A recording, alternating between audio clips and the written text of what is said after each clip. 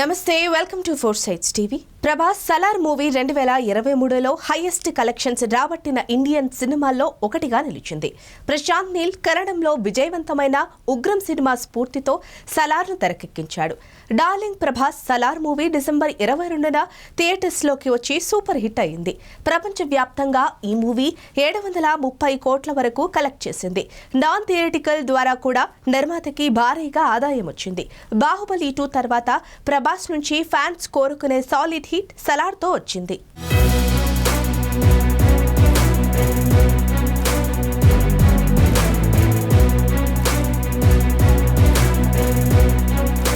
Salaar 2 movie shooting start చేయడానికి ప్రశాంత్ నీల్ సిద్ధమవుతున్నారు. ఈ సినిమాని మొదటి పార్ట్ కంటే మరింత బెటర్గా చూపించాలని అనుకుంటున్నాడు.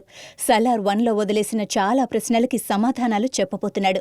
కావలసినంత కంటెంట్ పార్ట్ 2లో ఉండబోతోందని అర్థమవుతోంది. అయితే సలార్ పార్ట్ 1ను పూర్తి చేసిన పృథ్వీరాజ్ సుకుమారన్ లూసిఫర్ 2 ప్రాజెక్టు పైకి చేరాడు. పృథ్వీరాజ్ దర్శకత్వంలో మోహన్ లాల్ హీరోగా లూసిఫర్ 2ను కొన్నాళ్ల కిందట ప్రకటించాడు. మార్చి నుంచి లూసిఫర్ 2కు కాల్ షీట్లు కేటాయించారు మోహన్ లాల్. అంతేకాదు, తొలి షెడ్యూలే విదేశాల్లో ప్లాన్ చేశారు. సో ఆ సినిమా షూటింగ్ నిమిత్తం విదేశాలకు వెళ్లబోతున్నాడు పృథ్వీరాజ్. అతడు మళ్లీ అందుబాటులోకి వచ్చేంత వరకు సలార్ 2 స్టార్ట్ అవ్వకపోవచ్చు. సలార్ పార్ట్ 2 శౌర్యాంగ పర్వంకు పృథ్వీరాజ్ ఎంత అవసరం అనే విషయం పార్ట్ 1 చూసినోళ్లకు ఎవ్వరికైనా అర్థమవుతుంది. ఈ గ్యాప్లో రాజా సాబ్, కల్కి సినిమాల్ని ప్రభాస్ పూర్తి చేస్తాడు. సినిమాలో ప్రభాస్, పృథ్వీరాజ్ సుకుమారన్, శ్రియారెడ్డిల పాత్రల మధ్యనే ప్రధాన సంఘర్షణ ఉంటుందని తెలుస్తోంది. కాన్సర్కి పృథ్వీరాజ్ నాయకుడైన తర్వాత శౌర్యాంగ వంశానికి చెందిన ప్రభాస్ ఏం చేయనున్నాడు, అసలు కాన్సర్లో కుట్రలు, రాజకీయాలు ఎలా ఉంటాయి అనేది పార్ట్ 2లో చూపించబోతున్నారు.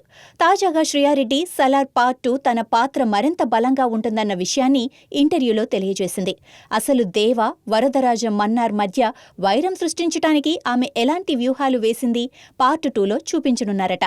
అలాగే శౌర్యాంగ వంశానికి చెందిన బాబీ సింహ క్యారెక్టర్ కూడా పార్ట్ 2లో బలంగా ఉండే అవకాశం ఉంది. కావలసినంత కథ అయితే ఉంది. దానిని ఆడియన్స్ కి రీచ్ అయ్యే విధంగా ప్రశాంత్ నీల్ ఎలా స్క్రీన్ ప్లే చేస్తాడనేది ఇప్పుడు ఆసక్తికరంగా మారింది. పార్ట్ 2 కథ మొత్తం కాన్సర్ రాజ్యంలోనే నడుస్తుందని శ్రియారెడ్డి తన ఇంటర్వ్యూలో తెలిపింది.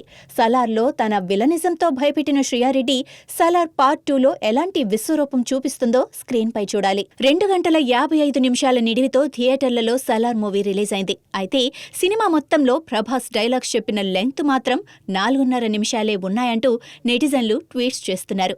సలార్లో కేవలం 38 డైలాగ్స్ మాత్రమే చెప్పాడు డార్లింగ్. అవి కూడా చిన్న చిన్న పదాలతో కూడినవే ఎక్కువగా ఉన్నాయి. దాదాపు 3 గంటల నిడివి కలిగిన సినిమాలో అతి తక్కువ డైలాగ్స్ చెప్పిన హీరోగా ప్రభాస్ నిలిచాడు.